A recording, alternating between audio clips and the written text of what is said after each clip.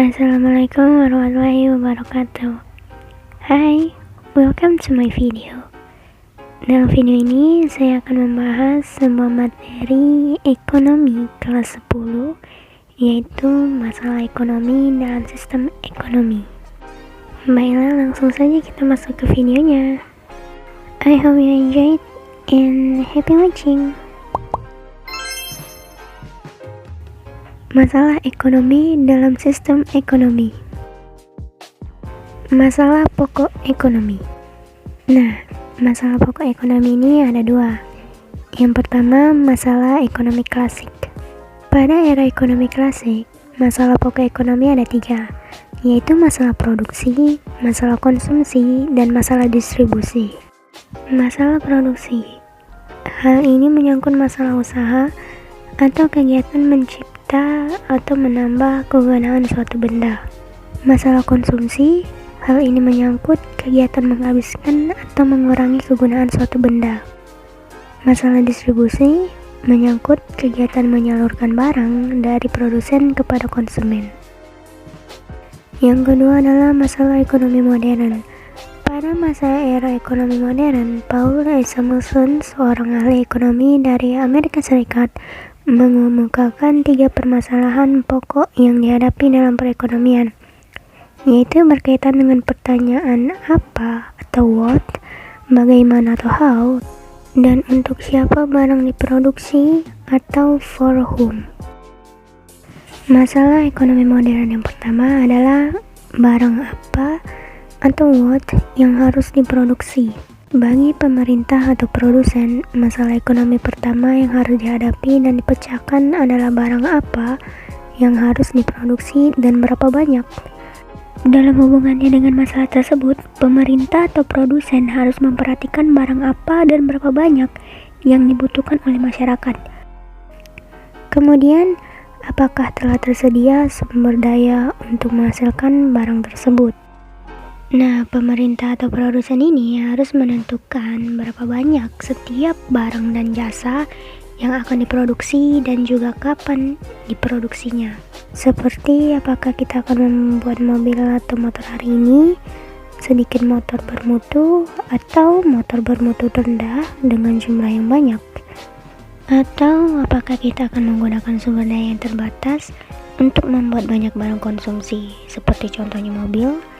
Atau apakah kita akan membuat lebih sedikit barang konsumsi dan lebih banyak barang investasi, misalnya mesin pembuat mobil, yang akan meningkatkan produksi dan konsumsi di kemudian hari?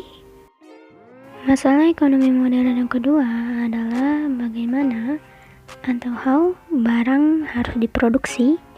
Nah, masalah ini berkaitan dengan teknik produksi yang digunakan untuk memproduksi suatu barang, dengan sumber daya apa dan teknik produksi apa yang akan kita gunakan untuk menghasilkan barang tersebut. Seperti siapa yang bertani dan siapa yang mengajar, apakah listrik yang dihasilkan dari minyak, batu bara, atau matahari, apakah pabrik dijalankan oleh manusia atau robot. Nah, semua pertanyaan tersebut merupakan masalah pokok ekonomi, bagaimana atau how barang diproduksi. Masalah ekonomi modern yang ketiga adalah untuk siapa, for whom, barang harus diproduksi. Nah, masalah ini berkaitan dengan siapa yang akan menikmati dan memperoleh manfaat dari barang tersebut. Sebab apa gunanya produksi melimpah? Karena menggunakan teknologi tinggi, berskala besar, dan efisien. Jika hanya dapat dinikmati oleh sebagian masyarakat saja, keputusan untuk siapa barang dan jasa diproduksi berkaitan erat dengan konsep keadilan masyarakat. Nah, dengan adanya ketiga masalah pokok ekonomi ini, setiap manusia dituntut untuk menentukan pilihan atau keputusan dalam mempergunakan sumber daya atau faktor produksi, sehingga dapat mencari alternatif dalam menghadapi sumber daya yang langka. Sistem ekonomi. Terjadinya kelangkaan dalam sumber daya ekonomi yang menimbulkan masalah ekonomi akan melahirkan tindakan untuk memecahkannya.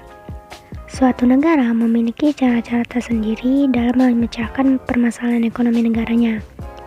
Nah, cara tersebut dikenal dengan sistem ekonomi. Secara sederhana, definisi sistem ekonomi dapat diartikan sebagai cara pengorganisasian satuan ekonomi untuk membuat keputusan-keputusan mengenai berbagai masalah ekonomi masyarakatnya dalam rangka mencapai kesejahteraan ekonomi yang diharapkan.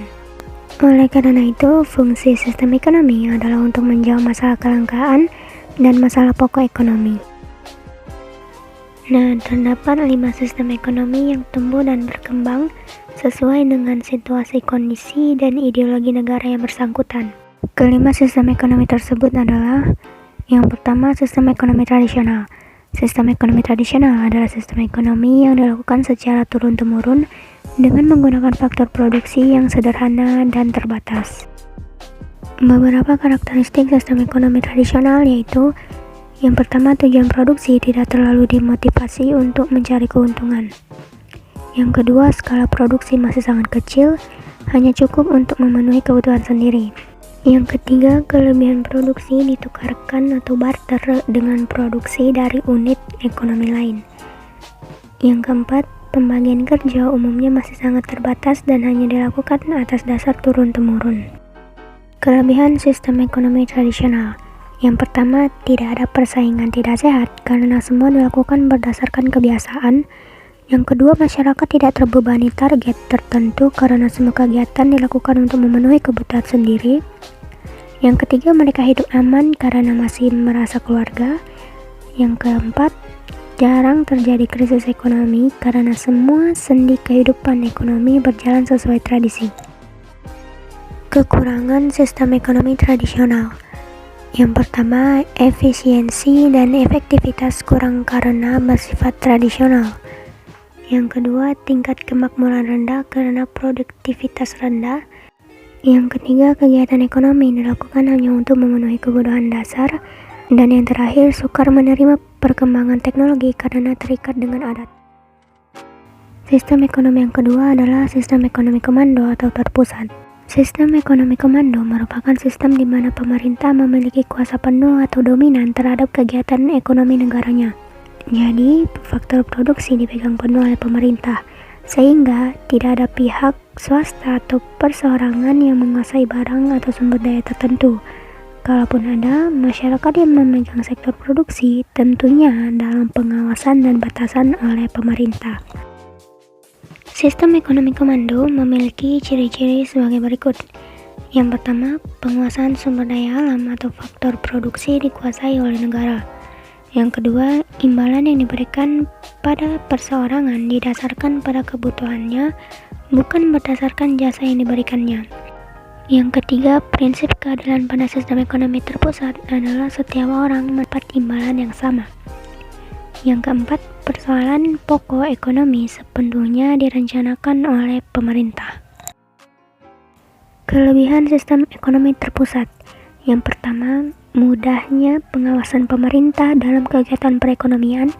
Yang kedua, negara bertanggung jawab penuh terhadap kegiatan perekonomian. Dan yang ketiga, terjadinya pemerataan pendapatan antar berbagai lapisan masyarakat. Kekurangan sistem ekonomi terpusat adalah potensi, inisiatif, dan kreativitas masyarakat tidak dapat berkembang. Yang kedua, sering terjadinya monopoli yang merugikan masyarakat. Dan yang ketiga, masyarakat tidak memiliki kebebasan dalam memanfaatkan sumber daya. Nah, sistem ekonomi komando ini bergantung pada ideologi sosialisme dan komunisme. Jadi, biasanya sistem ini digunakan oleh negara blok timur atau poros kiri seperti Tiongkok, Rusia, dan Korea Utara.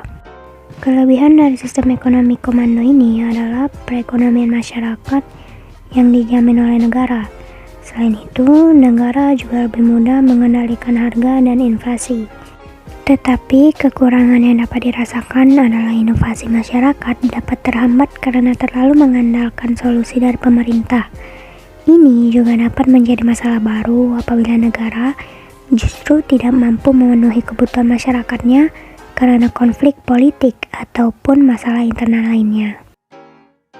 Sistem ekonomi yang ketiga adalah sistem ekonomi pasar atau market economy system. Sistem ekonomi pasar atau yang lebih dikenal dengan sistem ekonomi liberal adalah sistem ekonomi yang memberikan kebebasan seluas-luasnya kepada masyarakat dalam melakukan kegiatan ekonomi. Prinsip yang paling jelas dari sistem ini adalah adanya keperluan untuk mencari keuntungan pribadi tanpa mementingkan keperluan pihak lain. Dalam hal perekonomian, pemerintah tidak memiliki pengaruh yang kuat untuk membatasi perekonomian individu atau masyarakatnya. Karakteristik sistem ekonomi liberal antara lain: yang pertama, faktor produksi dikuasai dan dikelola oleh individu. Yang kedua, kegiatan produksi dilandasi oleh semangat mencari keuntungan maksimal. Yang ketiga, munculnya persaingan antar pemilik faktor produksi. Yang keempat, peran pemerintah dalam perekonomian relatif kecil. Yang kelima, kegiatan ekonomi diserahkan sepenuhnya kepada interaksi permintaan dan penawaran pasar atau mekanisme pasar. Dan yang terakhir, percaya bahwa semua yang terlibat dalam kegiatan ekonomi akan diuntungkan, minimal tidak ada yang dirugikan atau win-win solution. Kelebihan sistem ekonomi liberal: yang pertama, masyarakat memiliki hak yang sama di sektor perekonomian. Yang kedua, produktivitas tinggi. Yang ketiga, masyarakat memiliki inovasi dan kreativitas yang tinggi. Kekurangan dari sistem ekonomi liberal adalah: yang pertama, memicu terjadinya monopoli pasar. Yang kedua, terdapat kesenjangan ekonomi yang dalam. Dan yang ketiga, perekonomian mudah menghadapi ketidakstabilan.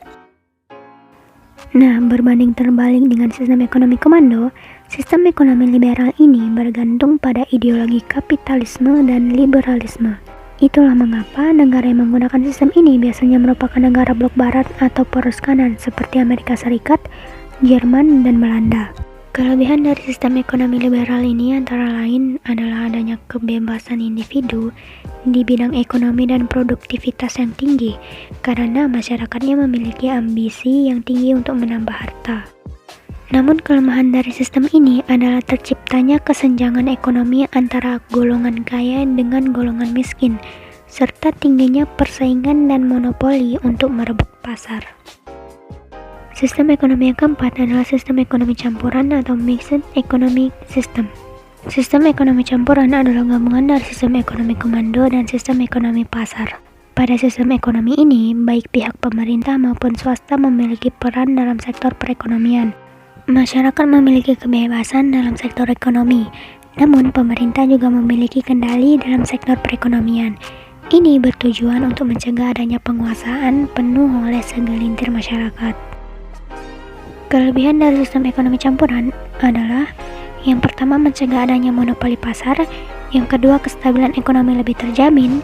Yang ketiga, sektor ekonomi diarahkan untuk kepentingan masyarakat. Kelemahan dari sistem ekonomi campuran ini adalah: yang pertama, keuntungan swasta tidak maksimal. Dan yang kedua, tidak jelasnya batasan pemerintah dan swasta dalam perekonomian. Nah, beberapa negara yang menggunakan sistem ekonomi campuran diantaranya India, Filipina, dan Malaysia. Kelebihan dari penggunaan sistem ekonomi campuran ini adalah kestabilan ekonomi lebih terjamin dan mencegah adanya monopoli pasar oleh sekelompok masyarakat tertentu. Namun, kekurangan dari sistem ekonomi ini, keuntungan sektor swasta tidak maksimal apabila dibandingkan dengan sistem ekonomi pasar, dan kadang bisa ditemukan ketidakjelasan mengenai batasan pemerintah dan swasta di dalam sektor perekonomian. Nah, sistem ekonomi yang terakhir adalah sistem ekonomi Islam atau Islamic Economic System. Sistem ini bercirikan dengan memasukkan nilai-nilai Islam sebagai variabel dalam kegiatan dan kebijakan ekonomi. Prinsip keadilan pada sistem ini yaitu setiap orang berhak menerima imbalan sesuai prestasi selama tidak merugikan orang lain berupa kecurangan dan judi untung-untungan. Dalam hal ini bisa diartikan sistem ekonomi Islam adalah sistem ekonomi yang berdasarkan nilai-nilai Islam yang universal. Dalam kehidupan ekonomi, sistem ekonomi Islam dapat dilihat penerapannya, yaitu yang pertama, Islamic Development Bank atau bank pembangunan Islami yang tidak menerapkan sistem bunga dan ternyata mampu bersaing dengan bank-bank kapitalis satu negara barat. Yang kedua, bank-bank Islam seperti Bank Muamalat sebagai bank syariah pertama di negara Indonesia dan lembaga-lembaga keuangan syariah. Dan yang ketiga, pusat-pusat perdagangan yang berdasarkan syariah. Karakteristik sistem ekonomi Islam diantaranya: yang pertama, pemilikan barang bukanlah penguasaan mutlak atas sumber-sumber ekonomi, tetapi kemampuan untuk memanfaatkannya. Yang kedua, lamanya kepemilikan manusia atas suatu benda terbatas pada lamanya manusia itu hidup di dunia ini. Yang ketiga, kerjasama antar pelaku kegiatan ekonomi merupakan watak masyarakat ekonomi menurut ajaran Islam. Yang keempat, mencegah penindasan ekonomi atau distribusi kekayaan dengan tidak merata. Dan yang terakhir, peranan negara pada umumnya dan pemerintah pada khususnya sangat menentukan sekali dalam pelaksanaan nilai-nilai sistem ekonomi Islam. Sistem perekonomian Indonesia. Karakteristik perekonomian Indonesia menurut Undang-Undang Dasar tahun 1945 Pasal 33. Landasan hukum mendasar tentang perekonomian Indonesia dapat dilihat dari Undang-Undang Dasar 1945 Pasal 33 sebagai berikut. Bunyi Pasal 33 Ayat 1 Undang-Undang Dasar 1945. Perekonomian disusun sebagai usaha bersama berdasar atas asas kekeluargaan. Bunyi Pasal 33 Ayat 2 Undang-Undang Dasar 1945, cabang-cabang produksi yang penting bagi negara dan yang menguasai hajat hidup orang banyak dikuasai oleh negara. Bunyi Pasal 33 Ayat 3 Undang-Undang Dasar 1945, bumi, air, dan kekayaan alam yang terkandung di dalamnya dikuasai oleh negara dan dipergunakan untuk sebesar-besarnya kemakmuran rakyat. Bunyi Pasal 33 Ayat 4 Undang-Undang Dasar 1945, perekonomian nasional diselenggarakan berdasar atas demokrasi ekonomi dengan prinsip kebersamaan, efisiensi, berkeadilan, berkelanjutan, berwawasan lingkungan, kemandirian, serta dengan menjaga keseimbangan, kemajuan, dan kesatuan ekonomi nasional. Bunyi Pasal 33 Ayat 5 Undang-Undang Dasar 1945, ketentuan lebih lanjut mengenai pelaksanaan pasal ini diatur dalam undang-undang. Karakteristik perekonomian Indonesia menurut Undang-Undang Dasar tahun 1945 Pasal 33. Berdasarkan bunyi ayat dalam Pasal 33 tersebut, dapat diketahui karakteristik perekonomian Indonesia diantaranya: yang pertama, kekeluargaan menjadi asas mendasar dalam demokrasi ekonomi Indonesia. Yang kedua, peran negara sangat penting dalam mengelola sumber daya ekonomi yang penting bagi masyarakat. Yang ketiga adalah kemakmuran masyarakat menjadi prioritas utama dalam pengelolaan sumber daya ekonomi yang terdapat di tanah air Indonesia, bukan kemakmuran seseorang atau kelompok orang. Yang keempat adalah melarang adanya penguasaan sumber daya alam di tangan perorangan atau pihak-pihak tertentu. Dengan kata lain, monopoli, oligopoli, maupun praktek kartel dalam bidang pengelolaan sumber daya alam dianggap bertentangan dengan prinsip Pasal 33 Undang-Undang Dasar 1945. Yang kelima, perekonomian Indonesia ditopang oleh 3 pelaku utama, yaitu koperasi, BUMN, BUMND, dan Badan Usaha Milik Swasta atau BUMS, yang akan mewujudkan demokrasi ekonomi yang bercirikan mekanisme pasar, serta intervensi pemerintah, serta pengakuan terhadap hak milik perseorangan. Yang keenam adalah jiwa dari Pasal 33 Undang-Undang Dasar 1945 yang berlandaskan semangat sosial, menempatkan penguasaan terhadap berbagai sumber daya untuk kepentingan publik seperti sumber daya alam pada negara. Dan yang terakhir adalah kebersamaan, efisiensi, berkeadilan, berkelanjutan, berwawasan lingkungan, kemandirian, serta menjaga keseimbangan, kemajuan, dan kesatuan ekonomi nasional menjadi prinsip dasar yang harus diperhatikan oleh setiap pelaku ekonomi di Indonesia. Nilai-nilai dasar perekonomian Indonesia menurut Undang-Undang Dasar 1945 Pasal 33. Berdasarkan Undang-Undang Dasar 1945 Pasal 33, dapat diketahui beberapa nilai dasar yang menjadi identitas perekonomian Indonesia. Di antaranya, yang pertama kekeluargaan, yang kedua kerjasama, yang ketiga gotong royong, yang keempat keadilan, dan yang kelima kemandirian. Sekian pembahasan dari saya harap apa yang saya sampaikan dapat dimengerti. Sekian, terima kasih. Assalamualaikum warahmatullahi wabarakatuh.